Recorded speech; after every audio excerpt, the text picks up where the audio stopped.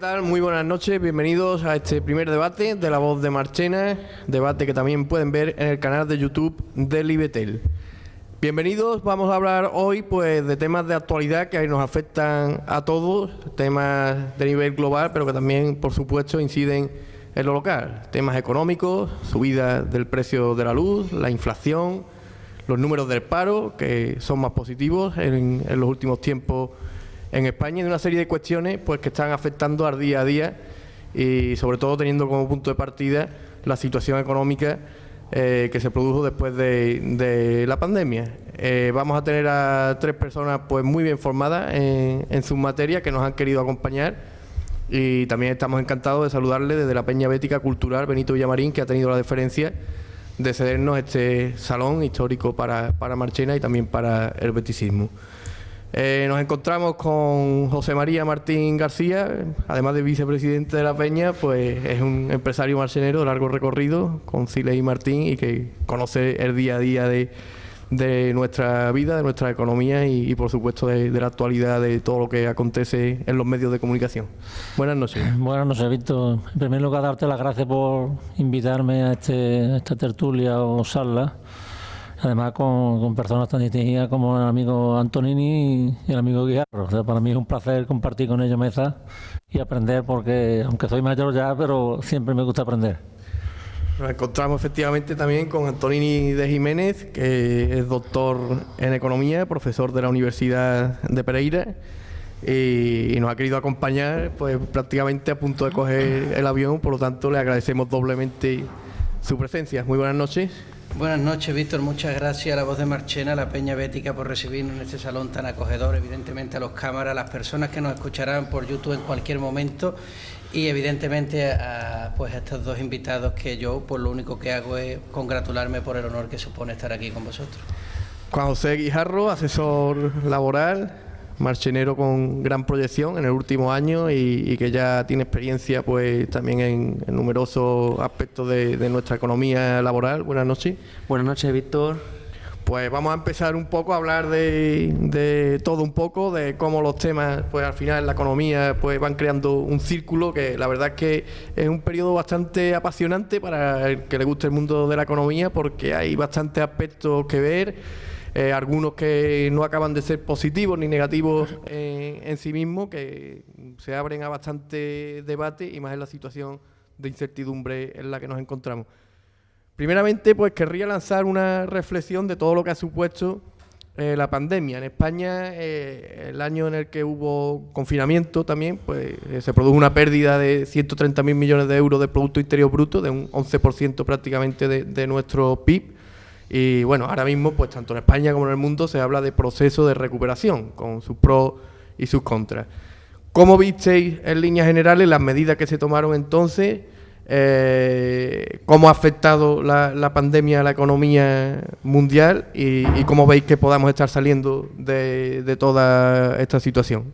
Empezamos, por ejemplo, con Antonini. Bueno, voy a ser breve. Vosotros sabéis, yo hace dos años cuando empezó la pandemia me opuse. Oponerse ahora ya empieza a ser evidente, oponerse dentro de 6 meses será inevitable. Pero hace 2 años cuando empezó la pandemia yo me opuse a ella. Y me opuse a aquellos que decían que una cosa era la vida y otra cosa era la economía. Ahora se está viendo que la economía y vida son consustanciales, y que no se puede decir que primero la vida y después la bolsa, ¿no? Eso de la bolsa y la vida es un debate evidentemente que espero que ya lo hayamos aprendido. Evidentemente el mundo cayó económicamente, y lo hizo porque el mundo se confinó y se encerró. Y las consecuencias económicas de esa iban a ser las que han sido, fundamentalmente inflación derivada de una constricción de la oferta productiva en el mundo. Eso ha provocado el cierre de muchas empresas que ya no volverán a abrir, empresas estratégicas de transporte que han provocado, entre otras, el incremento en el precio de las mercancías que vienen transportadas, de ahí la inflación.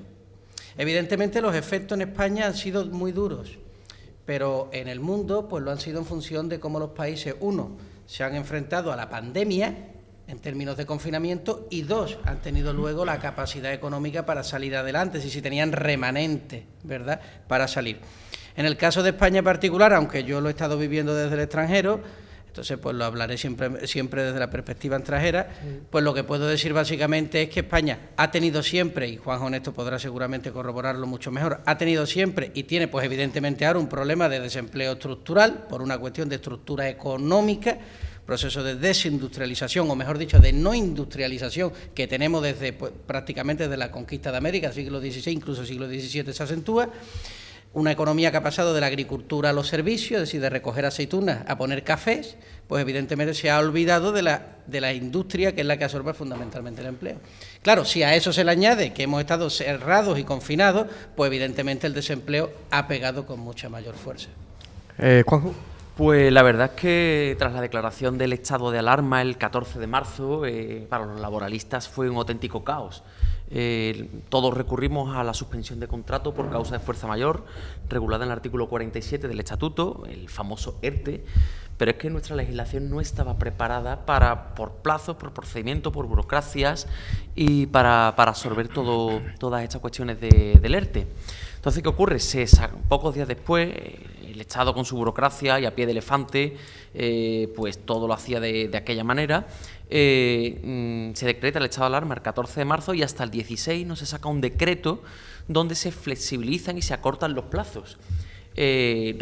Básicamente lo que se hizo fue reducir plazos y aplicar medidas de tipo económico. ¿Qué dos medidas fundamentales se aplicaron? Para que las personas que nos están viendo lo entiendan, durante un ERTE no es más que una suspensión de un contrato. Pues dicha suspensión de contrato conlleva que continuar pagando los seguros sociales de los trabajadores, bonificar el 100% para que las empresas no tengan que pagar los seguros sociales y el trabajador a cambio también pasa a cobrar un 70% de su base de cotización como prestación por desempleo. Se activa en cualquier gobierno de cualquier ideología hubiera aplicado una medida igual. La cuestión es que nuestro sistema no estaba preparado y hubo que adaptarlo por la vía rápida. ¿En qué falló la administración pública? En que lo cargó todas las asesorías. Y las asesorías no teníamos ni equipos humanos, ni equipos tecnológicos, ni siquiera la propia administración estaba preparada. Las solicitudes de esto que se vendió, no, la empresa se encarga de solicitar el desempleo. Las prestaciones se solicitaron mediante un archivo Excel que se enviaba al SEPE. Es decir, no hay cosa más cutre que enviar un Excel. Problema de burocracia. Burocracia, en este bueno, protección de datos ya ni hablamos.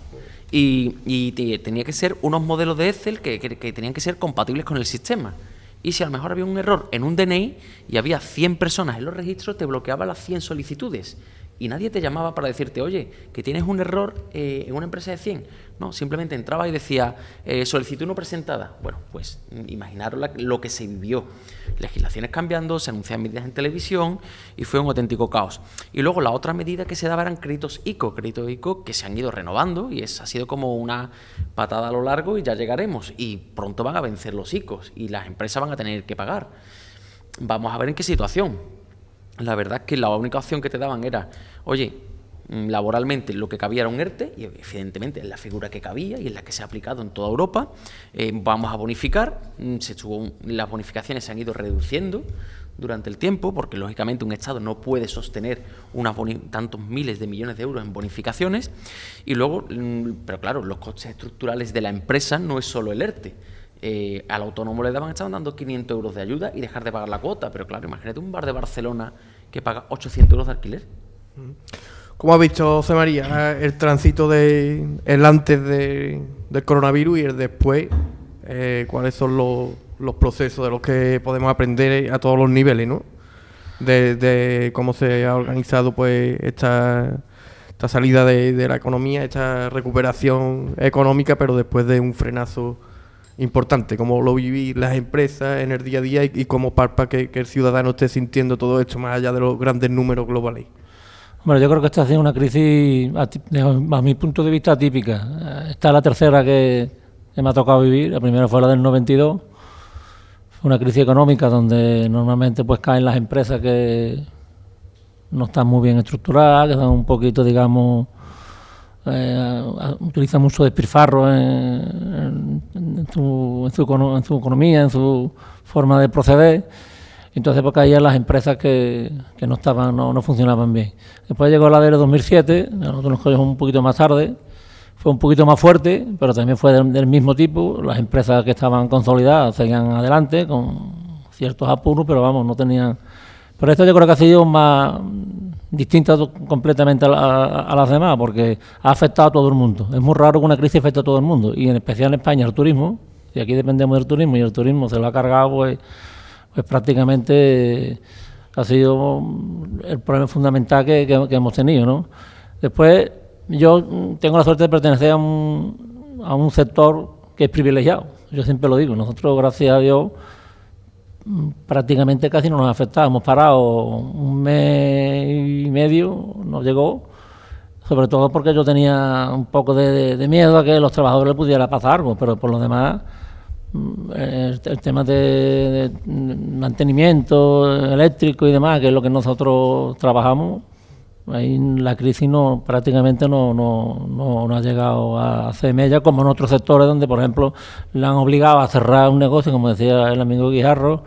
Bueno, pues eso es matar a una empresa, o matar a un autónomo, o matar a una pyme, en fin, como lo quiera ver, ¿no? Yo creo que en España es que hay muchos problemas, hay muchísimos problemas. Yo no soy economista, pero vamos, me interesa porque al final en la vida todo es dinero. Yo soy de la opinión de que no hay ideología, que lo que hay es dinero, intereses, muchos intereses.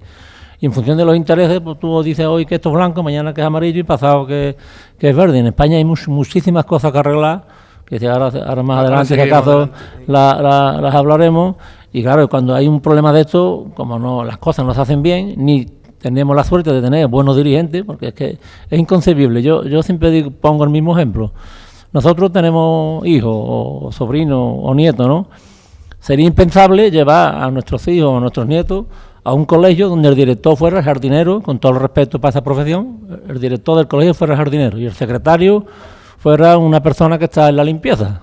Bueno, pues en España cualquiera puede ser presidente del gobierno, ministro, puede ser lo que sea, sin tener preparación ninguna, sin haber trabajado en su vida y manejar unos presupuestos. Vamos, si para ser concejal en Marchena hay que estar preparado. Imagínate tú para ser ministro. Claro, cuando viene un palo de esta manera, pues no saben por dónde tirar. ¿Ibas a comentar algo, Juan? Sí, bueno, claro, lo que venía comentando José María, hubo un Real Decreto, el Real Decreto 10/2020, que estableció precisamente cuáles eran las empresas esenciales. Y entre ellas estaban lo de los servicios eléctricos. Es decir, gracias a esas empresas, entre ellas la tuya, pues pudimos tener internet, pues como Libetel, como La Voz de Marchena, como los medios de comunicación, las asesorías, los economistas, fuimos servicios esenciales, todos los que estamos en esta mesa y nuestros técnicos y cámaras que están aquí detrás, fuimos servicios esenciales durante la pandemia, no solo los sanitarios y los agentes de supermercados. Es decir, cuando todos estaban en casa confinados y no fallaba la luz, es porque José María, sus colegas del sector, estaban todos trabajando, poniendo en riesgo su salud y la de sus familias en un confinamiento para trabajar y para que todo el mundo pudiera no notar una situación de apocalipsis. Yo quiero hacer una reflexión, ¿no? De a veces la distancia que hay entre los datos macroeconómicos y la realidad de la calle, ¿no? Se dice que España va a ser uno de los países que más crezca en la Unión Europea. En principio las previsiones eran del 5%, ahora se van a quedar en el 4,5% por una serie de problemas, también por la incidencia de la variante Omicron, según el Banco Mundial. Sin embargo, a estos datos de crecimiento, incluso a la pequeña reducción del desempleo, que se ha situado por primera vez o después de mucho tiempo por debajo del 14% en el conjunto del país, pues vemos un precio de la factura de la luz que sube un 47% en un año. Vemos una inflación de más del 6%, la mayor desde 1992. Vemos una subida de índice de precios al consumo del 5,5%. Y bueno, problemas para encontrar trabajo, como lo ha habido siempre, pues la percepción mía es que sigue existiendo, ¿no?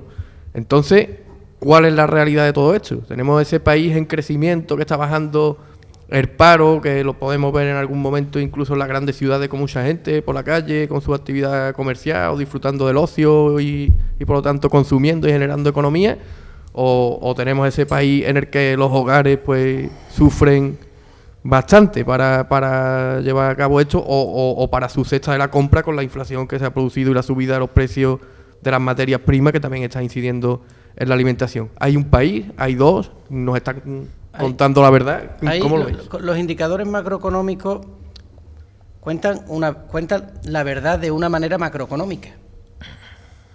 Las personas no somos macroeconomía, entonces nos cuentan macroeconómicamente. A mí me dicen lo que es Antonini macroeconómicamente, pero no lo que es todo Antonini.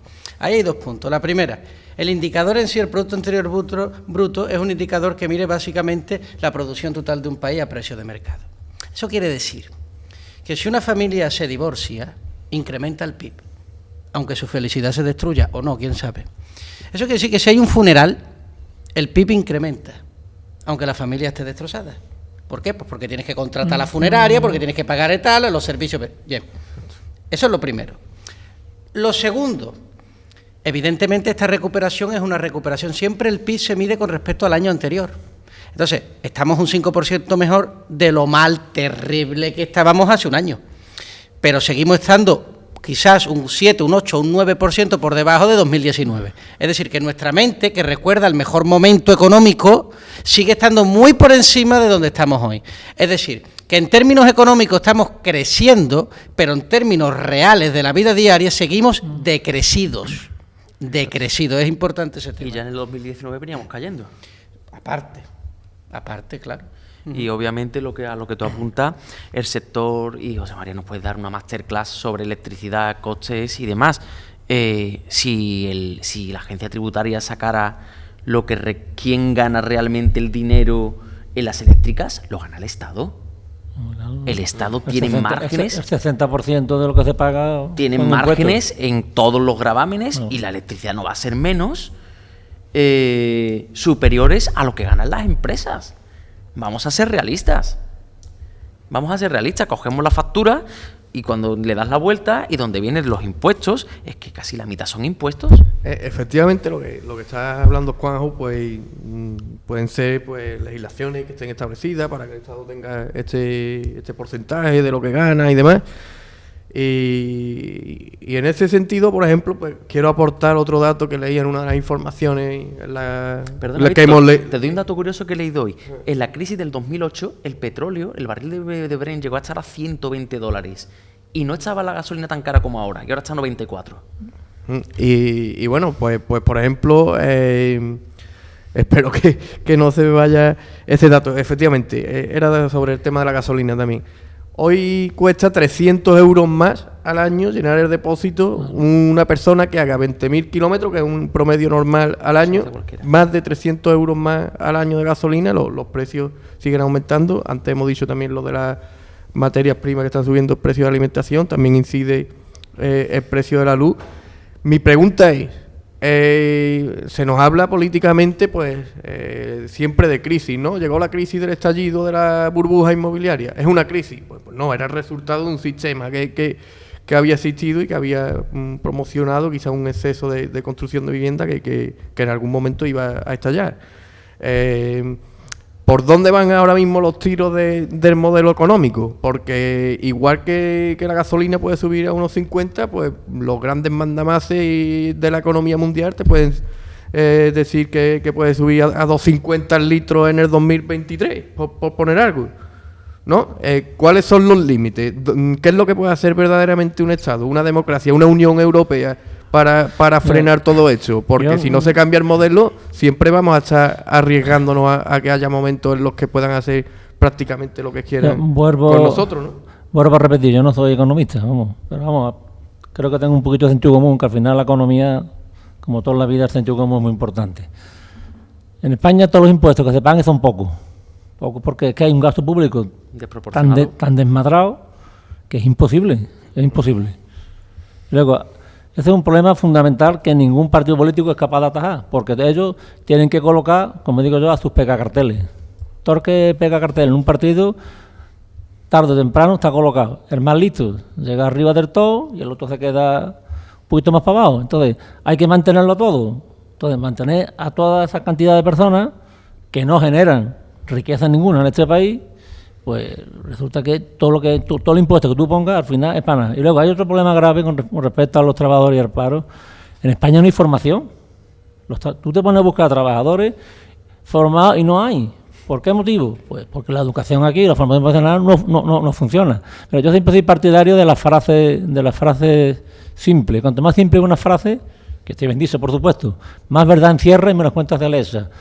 Había una parodia hace unos años, hace bastantes años, que indica lo que es la economía española o lo que es el trabajo, y es donde debería incidir de verdad la reforma laboral de Cruz y Raya, que decía más o menos que peones y a punta pala oficiales no hay. La frase típica era oficiales no hay.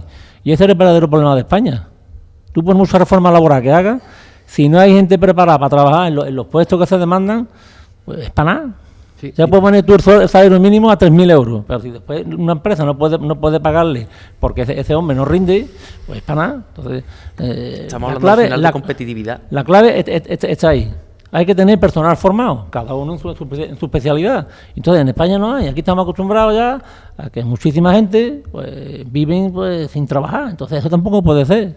Yo soy partidario de que la familia que no tenga para comer, por problemas que sean, no puede estar así. Hay que darle no 500 euros, hay que darle 1.500 euros o 1.800 euros y pagarlo de estudiar a los niños. Pero el que esté en condiciones de trabajar, tiene que trabajar. Es que lo que no puede ser, lo que no puede ser. Yo le quería preguntar a Antonini, que siempre lo he escuchado en algún que otro tipo de debate, pues comentar su frase del capitalismo vence, pero no convence, en el sentido de que todos pues queremos mantener la comodidad y los progresos, ¿no? Que nos ha dado pues poder coger un coche y estar en 4 horas en Madrid, coger un avión y estar en menos de un día en otro continente. Pero quizás no convence, me imagino, porque, por ejemplo, por poner un ejemplo reciente de lo que se está hablando en la actualidad, de Rusia depende el 40% de la energía de la Unión Europea y mañana corta un grifo y puede producir una crisis económica brutal en Europa.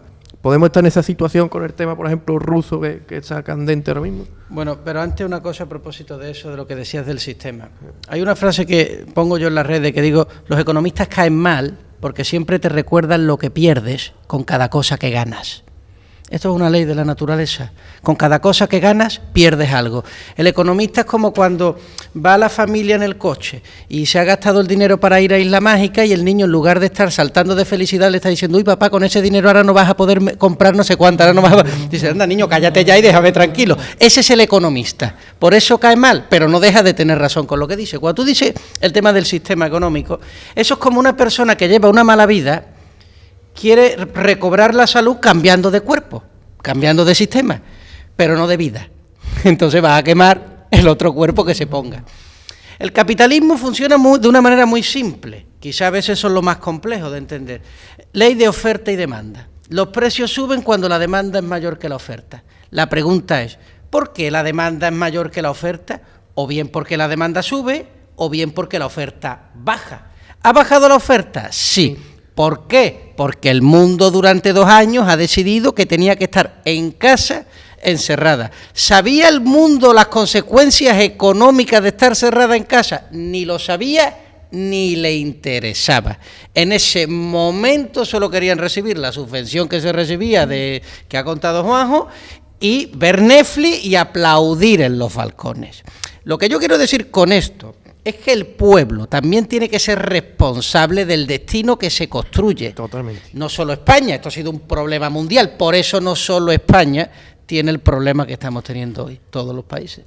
Y quiero hacer un apunte a lo que tú hacías, Víctor. Me ha gustado el tema de deuda, porque el tema de cambio de modelo. Tampoco veo ni, por ejemplo, que se habla modelo económico sostenible. En los países capitalistas que cambien de modelo. ¿A qué modelo? Yo no veo con perspectiva eco-friendly a Rusia, a China y a otros países. Pero más allá de todo eso, el coronel Pedro Baños... Hombre, también es verdad que hay recursos naturales que está demostrado que se pueden agotar. Otra cosa es que sea factible a corto plazo. Obviamente, a corto o largo plazo. Pero voy más allá. La democracia no es solo un parlamento que votemos, que sea representativo, que de ese parlamento emanen unas leyes. Para que un país también sea soberano, no tiene que tener deuda. ¿Por qué? Porque entonces, si estamos endeudados hasta arriba, somos dueños de nuestros acreedores. Y en España hemos estado despilfarrando dinero público y venga, y venga, y venga. Y hubo un señor en Alemania que se llama Schröder, que hizo un plan de ajuste de 12 años, que es lo que le permite a Alemania ser soberana. Eso es lo que le permite a Alemania ser soberana. Por eso están donde están y nosotros estamos donde estamos. Y por eso permitieron darle a los hosteleros alemanes el 70% de la facturación, mientras que a los hosteleros españoles le daban 500 euros. Esa es la diferencia entre un plan de ajuste y demás. Y José María, como un empresario de largo recorrido, lo ha explicado perfectamente. Las empresas que estaban estructuradas, a la mínima que venía el viento de frente, caían.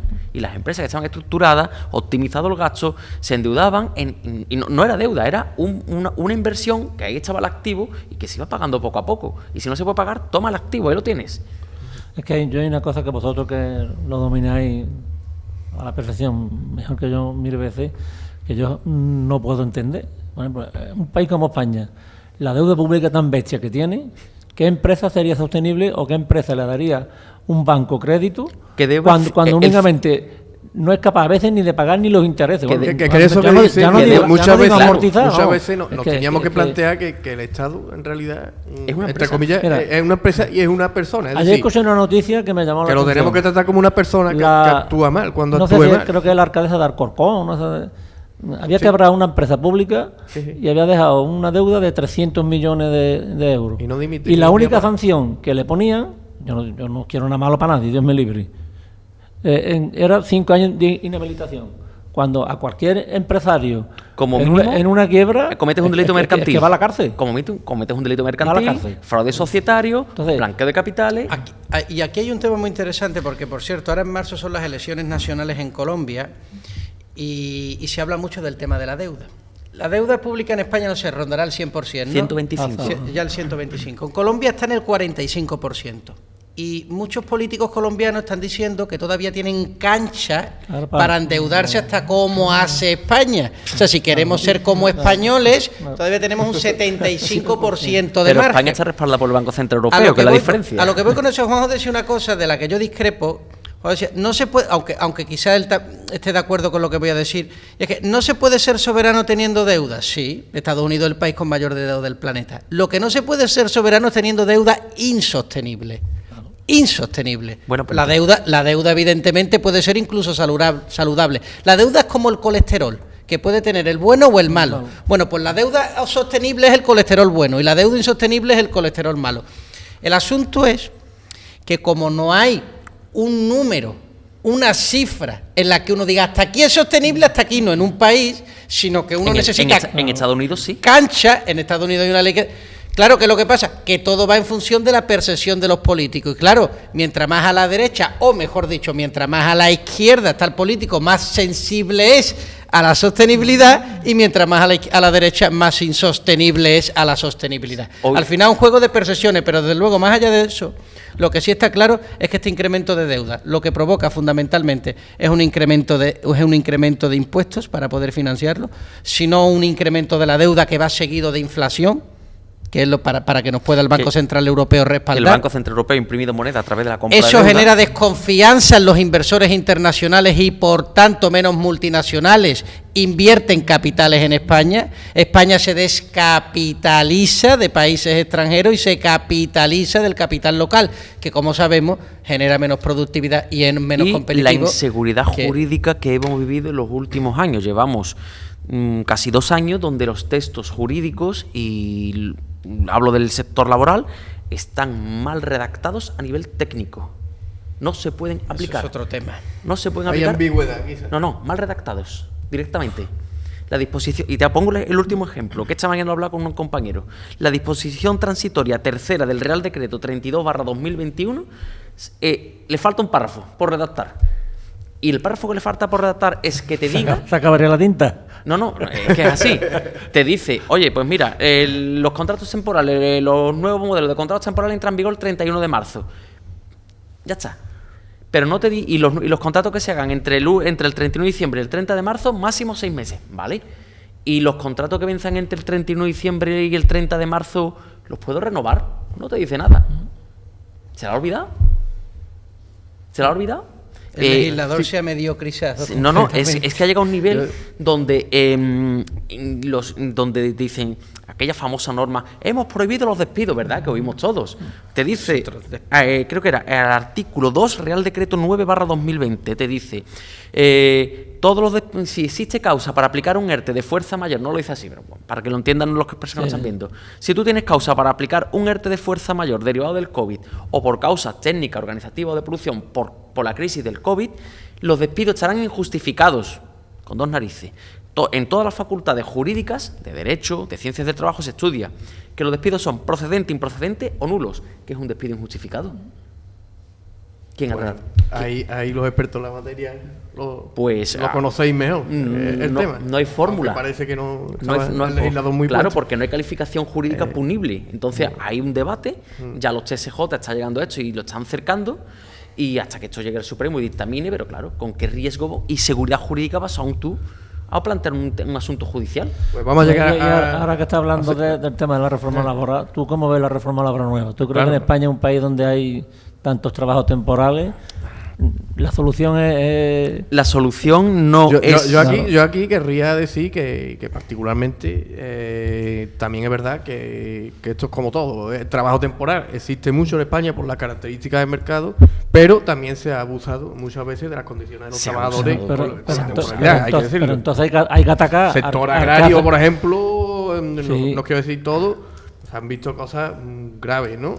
Y bueno, pues se han visto también en el sector de la hostelería, por decir otro, pago a chavales que están estudiando y que están ganándose un sueldo lamentable, y eso hay que decirlo. Si eso se intenta reducir, teóricamente, a mí no me parece mal. Lo que pasa, que es a lo que íbamos antes, pues no se crean las oportunidades por parte del gobierno para esos jóvenes que tienen que ingresar algo trabajando en la hostelería, donde puedan, en vez de en sus trabajos, pues muchas veces pues la forma de contratar, los chiringuitos que hay montados y tanta historia, ¿no? Entonces la pescadilla para mí que se muerde la cola. En todo caso, como me ha hecho una pregunta que era la siguiente que yo iba a hacer, te voy a completar la pregunta, tú ahora respondes, porque en la reforma laboral exactamente no, pero entre las medidas del gobierno está la subida del salario mínimo, que pretenden llegar a los 1.000 euros. Hay que decir también aquí, para ser justo, que en 2010 el salario mínimo era de 606 euros en España.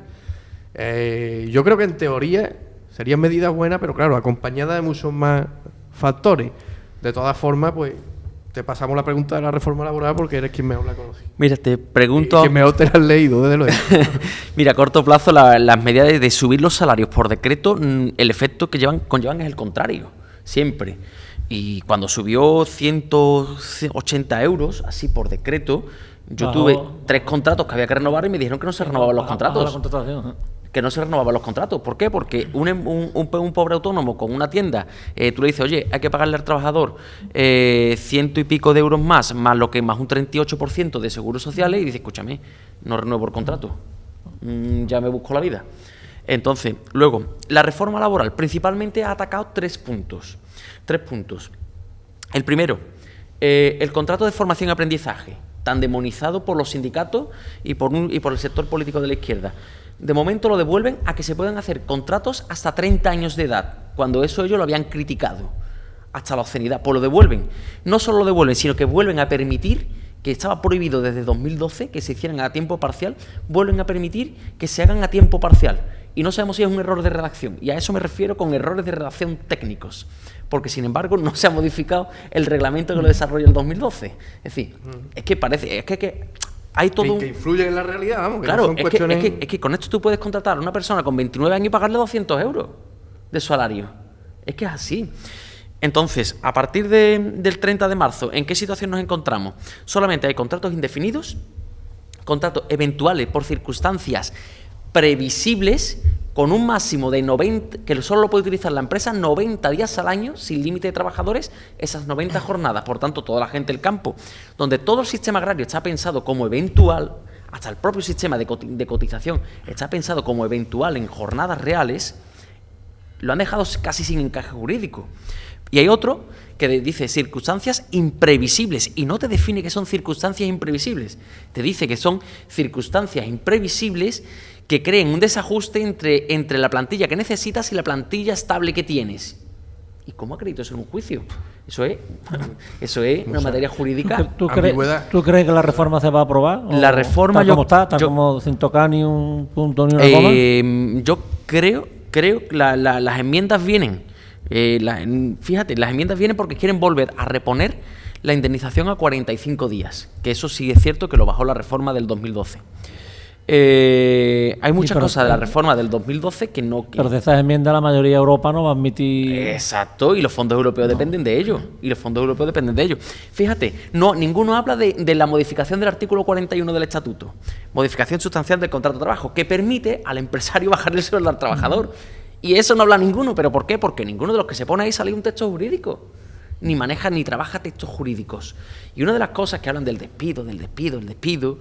No, es que el despido con la reforma del 2010 estaba creando inseguridad jurídica, y la del 2012 vino a redefinirlo para darle una mayor para evitar inseguridades jurídicas.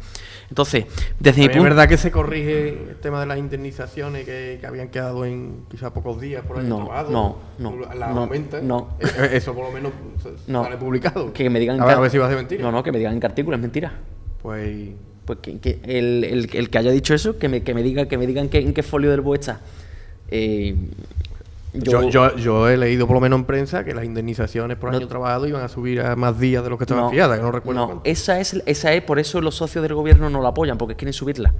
Porque el artículo 55 y 56 del Estatuto, que es donde se recoge eso, no se modifica, pasa de largo.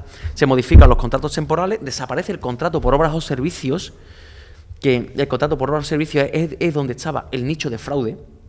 Pero incluso, yo os puedo hablar con nombre y apellidos aquí.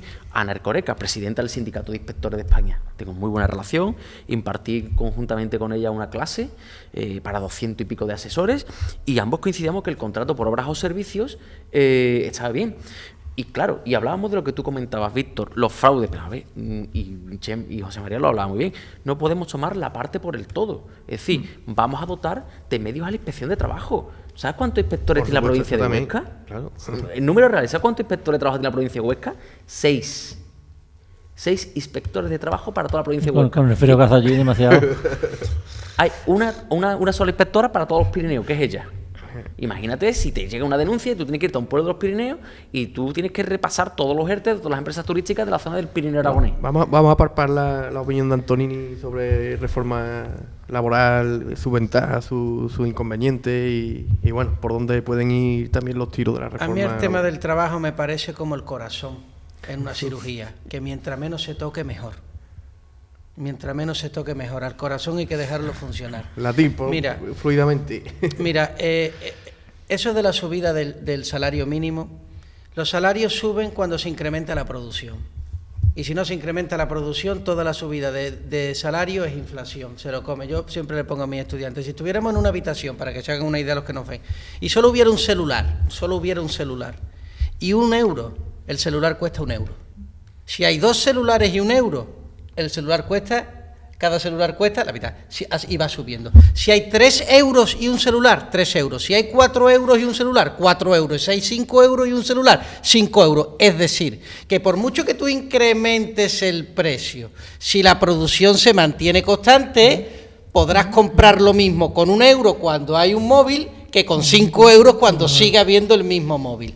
Pues el hombre tiene una ilusión por los billetes. Yo me acuerdo de pequeño, cuando mi padre se llevaba el dinero, tenía el dinero contando el dinero del banco, pero en aquella época lo tenía que contar con los dedos. Y yo veía ahí allí los 10.000 pesetas y decía, ¿cuánto dinero hay ahí? Pues luego iba a la feria y me encontraba en la feria los tíos que se sacaban el fajo de billetes. Esos son personas pobres. Las personas pobres tienen fajos de billetes. Yo no me imagino a Mancio Ortega con billetes en el bolsillo. No, seguro que no tiene. Los pobres tienen billetes, los ricos tienen activos. Y bitcoins. O bitcoin. Pero esa ilusión no la perdemos. Esa ilusión en la que, por ejemplo, yo cuando me monto en los autobuses en Pereira, llegan venezolanos porque están en la frontera con Colombia y se montan en los autobuses pidiendo con fajos de billetes venezolanos, pero fajos de este nivel, pues que le cambian $0,5. ¿Entiendes? Bueno, eso es lo que se consigue. Y eso, un gobierno que haga eso es un gobierno que se merece ser expulsado de manera automática, porque va contra la patria. Es que si la solución a los bajos salarios es subir el salario mínimo, decretemos mañana el salario mínimo en 4.500 euros. Pues vamos a ir terminando los 5 o 10 últimos minutos de debate. Y bueno, ya voy a enlazar una pregunta y ya que has hablado pues un poco de la situación en Colombia, que ha dado 2 o 3 apuntes anteriormente a lo largo del debate, pues vamos a aprovechar que tenemos aquí a Antonini para que un poco nos diga cómo está la situación en Latinoamérica, porque él, su tesis doctoral fue sobre, creo recordar, economía emergente, países en desarrollo, y en los últimos años pues se veían muchos cambios en el panorama mundial, eso de hace 7, 8, 10 años, que si Brasil se iba a convertir en una superpotencia, se hablaba de México, que ahora está teniendo los mismos problemas que España, con inflación y con materias primas, según he podido constatar. Entonces, ¿cómo es ahora mismo el pulso de la economía y la percepción que tienen allí de sí mismos? Esa ilusión por crecer existe en Colombia como país paradigmático que es también de ese crecimiento, o están los ánimos un poco más enfriados después de la pandemia y demás. Bueno, yo creo que había un poeta gallego, Álvaro de las Casas, que yo creo que refleja perfectamente en uno de sus versos el sentir latinoamericano. O sea, que le llaman porvenir porque nunca llega. Pues algo parecido le pasa a América Latina, a Hispanoamérica. Son la eterna esperanza. México, Argentina, Brasil, los países emergentes, y siempre están emergiendo, pero nunca acaban de emerger. Son países fundamentalmente que tienen a España como referencia. Nosotros no nos podemos imaginar, pero no nos podemos hacer una idea lo importante que España sigue siendo para América Latina. Quizás no económicamente, pero sí cultural, simbólica, ideológicamente, España sigue siendo para América Latina un referente. Vosotros solo tenéis que ver que cuando uno llega al aeropuerto de México, Benito Juárez, que es quizás el aeropuerto más grande de toda Latinoamérica, lo primero que hay, nada más que sales de la puerta de embarque, es Mesón Ávila. O sea, el primer restaurante que te encuentras en México pone Mesón Ávila. O sea, para que hagáis una idea, lo importante que España sigue siendo para América. Ahora bien, los latinos pues tienen unos problemas que no tenemos nosotros. Tienen un desgobierno completo de lo público mucho más elevado que lo nuestro. Estos problemas que nosotros tenemos allí son pequeñas migajas. Tienen una desigualdad feroz, tienen una pobreza en carne viva, de la que nosotros no estamos ni de lejos acostumbrados a verla, afortunadamente, desde hace mucho tiempo. Y eso no tiene que ver porque Dios ha puesto el dedo en un lado y en el otro lo ha negado, porque todos somos hijos de Dios. No, eso tiene que ver con cómo las sociedades se disponen al trabajo. Y Chema lo decía también antes muy bien, cuando tú decías a propósito del sistema. Al final los países tienen lo que hacen y la economía refleja lo que son. Y si un país pilla una subvención que no debería o una paga que no le conviene, luego tiene la economía que tiene. Punto. Los gobiernos no son las economías de los países. Las economías de los países son las personas. Personas prudentes, imaginativas, creativas, innovan. Y esos son alemanes y americanos. Personas con miedo a innovar, con miedo a rechistar, con miedo a contradecir, pues son personas con tendencia a la sumisión, es decir, a la imitación. Eso en Latinoamérica, que evidentemente le viene del espíritu latino que tenemos con Italia y con España. Pues una cosa, Antonio, aprovechando antes de que te vayas de viaje y nos abandones, el tema de la globalización y el tema yo hay una cosa que no entiendo, cómo Europa, bueno, yo creo que Europa es que creo que hay demasiado progreso en Europa, en general, porque dejar toda la economía, digamos, de fabricación o de producción en manos de China, es que tenemos una dependencia brutal. Yo no soy economista, pero yo creo que eso salta a la vista, ¿no? ¿Tú cómo ves? La globalización es el juego que os decía antes de la economía te recuerda lo que te quita con cada cosa que te da. A ver, nosotros tenemos que aprovechar que hay países en desarrollo que están en condiciones de hacer cosas mucho más baratas de lo que nosotros lo hacemos. No estoy diciendo que haya que hacerlo, digo, eso es una pregunta que hay que contestar. Y con ese fin, las personas que aquí harían esos productos, reciclarlas para que se dediquen a hacer otros productos de mayor valor añadido, con eso conseguiríamos matar dos tiros: la pobreza en China, que se está reduciendo, e incrementar la competitividad en Europa, que a trancas y barrancas va. Pero la realidad, pues no son los deseos, y entonces ocurre lo que ocurre. Lo que sí está claro es que la globalización ha sacado a 400 millones de almas de China de la pobreza y de la miseria terrible. Eso es un dato objetivo, real, tal cual. son la fábrica del mundo. ¿El precio que ha pagado el mundo porque China haya sacado a 400 millones? Hombre, pues desde luego no son 400 millones más de pobres, pero desde luego que sí, Europa sí tiene, y España particularmente, que fortalecer sus instituciones, no incrementar el gasto, no meter a más funcionarios, hacer mejores funcionarios, hacer más eficiente el gasto, que las instituciones sean mejores, no más cantidad, sino elevar el espíritu de las instituciones. De hecho, los datos de desempleo, si se publicó ayer la EPA, si entras a analizar la EPA, realmente donde incrementa el empleo es en el sector público, no incrementa en el sector privado. Baja un 2% en el privado y sube un 8% en el público. Claro, así es, claro. así. Entonces, estamos... De todas formas, también todos queremos después pues buenos profesores, buenos médicos. Pero ahí hay un debate. Pero a un precio... No sé, teóricamente yo no lo veo mal del todo. El problema es que se incentive un sector y el otro se deje un poco de patas arriba. Hay una cosa que salta a la vista hoy día, con tantos ordenadores en la mayoría de las empresas, o los robots y demás, y la domótica, pues resulta que en las empresas prácticamente hay empresas, por ejemplo, la Cruz Campo o Génica ahí en Sevilla, ahí hay 5 o 6 personas trabajando y eso es un monstruo de empresas. ¿Cómo en la administración cada vez hay más gente? Hay 14. Cuando hay un ordenador capaz de hacer, sí, o un robot te hace... Exacto. Están pensando hasta los robots para juicios pequeños. Incluso, no tienen ni pie ni cabeza. Los salarios, el salario es lo que te hablaba antes, que al final hay que colocar a la gente de tu partido que te están ayudando y ya está. Lo que pasa que también es verdad...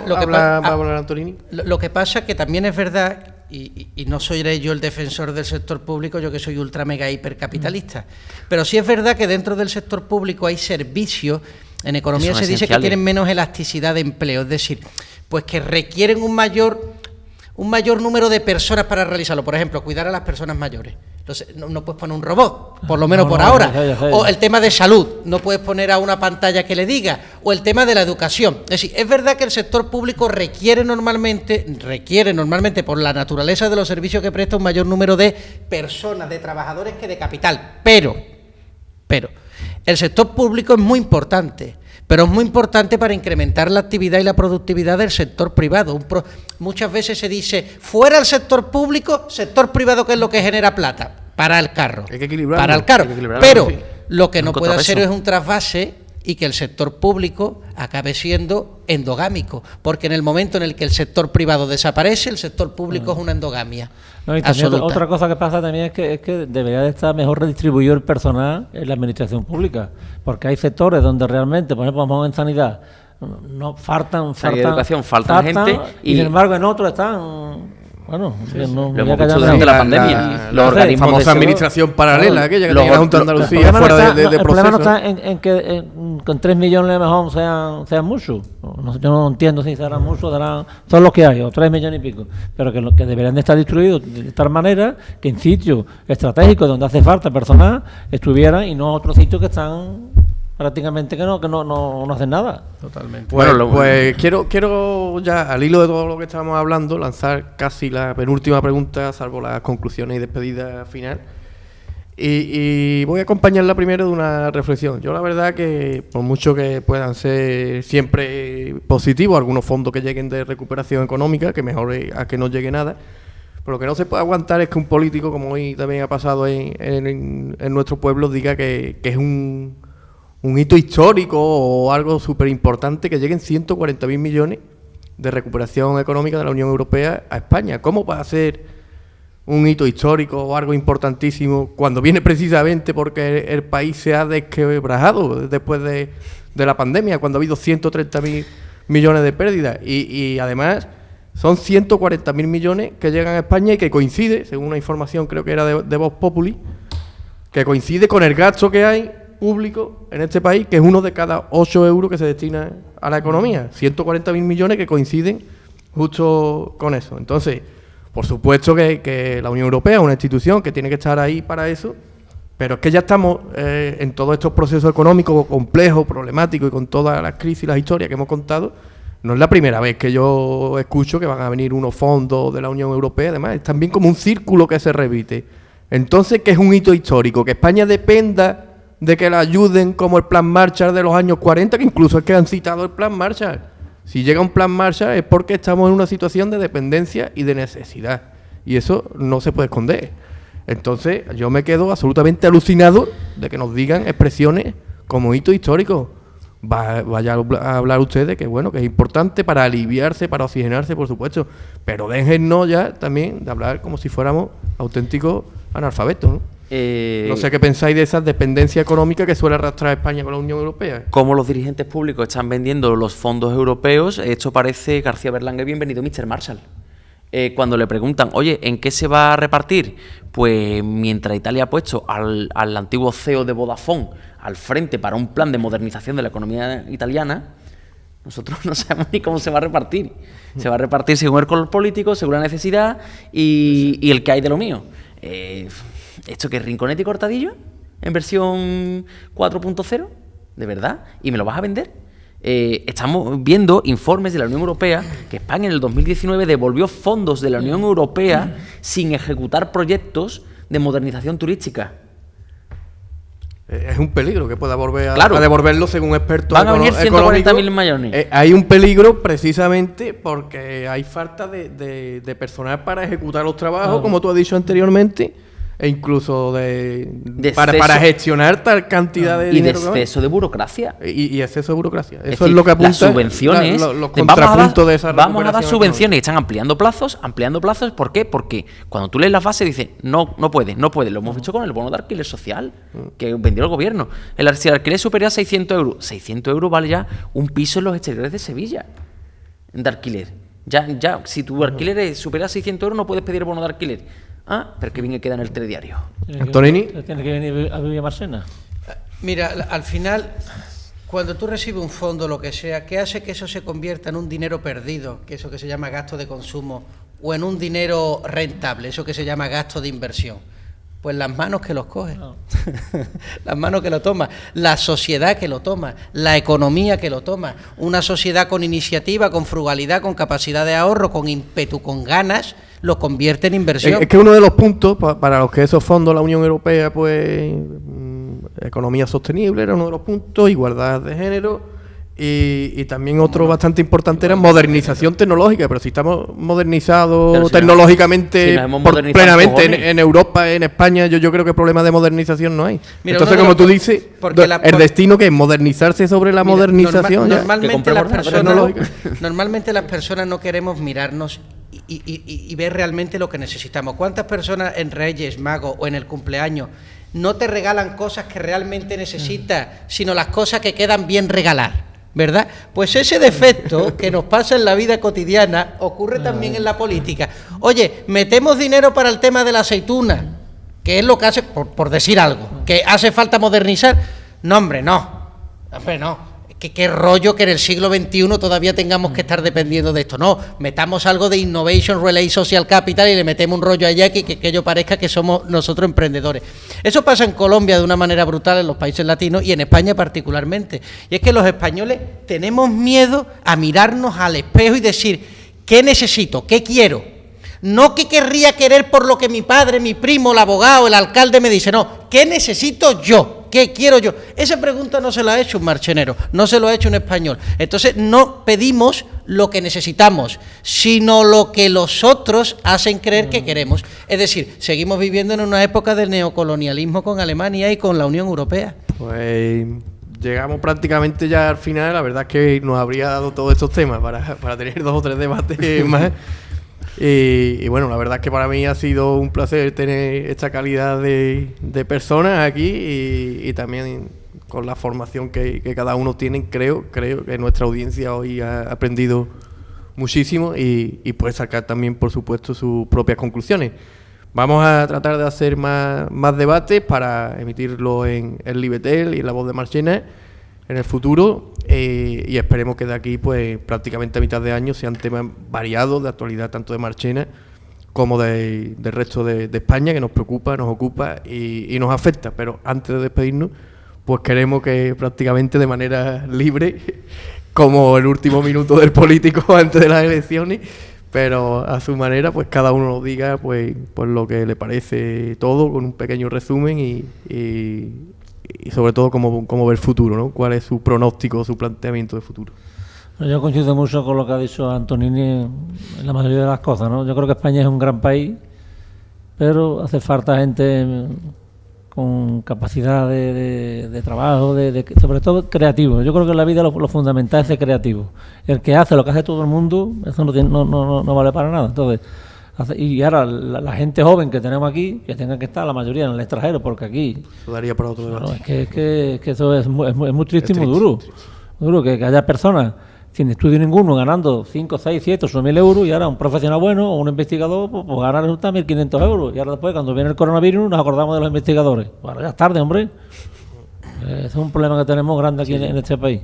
Y antes que nada, y desearle un buen viaje a Antonio y nada. Antonini, y no se va a enfadar. No Antonio es tu padre. Pues nada, muchísimas gracias a Víctor, a Libetel, a La Voz de Marchena por la invitación, a mi amigo Antonini y amigo José María por ser copartícipes en esta interesante tertulia por la que podríamos estar aquí horas y horas y horas y demás. Y bueno, sobre la legislación laboral que viene en tiempos convulsos, ya una cosita, ¿tú crees que se va a aprobar? Yo creo que la van a salvar por los pelos, pero se va a salvar. Pero va a tener consecuencias imprevisibles. Con la estrangulación que viene redactada, hay empresas que se quedan sin encaje jurídico para su actividad. La limitación de 90 días en la contratación, por ejemplo, una empresa de eventos, ¿qué hace si tiene más de 90 eventos en el año? Claro, es que esa es otra, más de 90 jornadas de eventos. Fijo discontinuo, pero claro, es que el problema es que también te limita el tiempo de inactividad. Es decir, y entonces eso va a fomentar las ETT. Por ejemplo, en empresas de construcción ya he anticipado, y espero equivocarme, que van a venir las subcontratas portuguesas dentro de poco, por falta de encaje jurídico.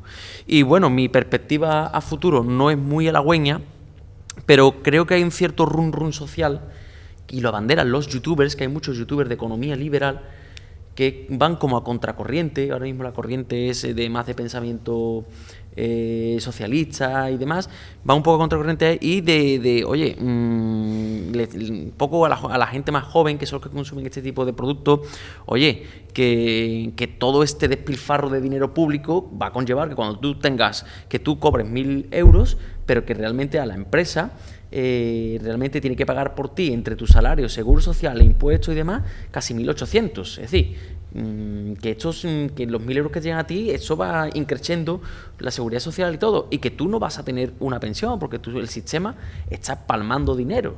Y esa es otra, aunque podríamos debatir un día, el sistema de pensiones. De pensiones no hemos hablado, mejor. No, hemos hablado de tales. Yo quiero ser razonable, que no temerariamente optimista, porque bueno, el hombre lleva en la Tierra muchísimo tiempo y seguimos aquí. No ha habido tampoco ningún desastre. Entonces, pues también todo esto pues lo tenemos que ver desde la relatividad histórica, pues de que son momentos difíciles, pero el hombre pues a lo largo de la historia ha vivido otros sucesos y acontecimientos quizás aún más difíciles y sanguinarios y ha salido adelante. Esperemos que no nos llevemos la dignidad por el camino. A pesar de todo esto, pues yo evidentemente quería agradeceros hoy aquí la presencia, ¿verdad?, de José María, de Juanjo, mi amigo Juanjo, y de Víctor Martín, de La Voz de Marchena, de la Peña Bética. A pesar de que yo soy sevillista, les deseo los mejores augurios en la Copa del Rey. No te vamos a tirar un palo, tranquilo. A ver si tienen suerte y pueden llegar a la final y la ganan. Así que nada, muchas gracias. Pues muchas gracias a todos por la atención prestada. Os damos las buenas noches y encantado de haber emitido este primer debate para todos ustedes.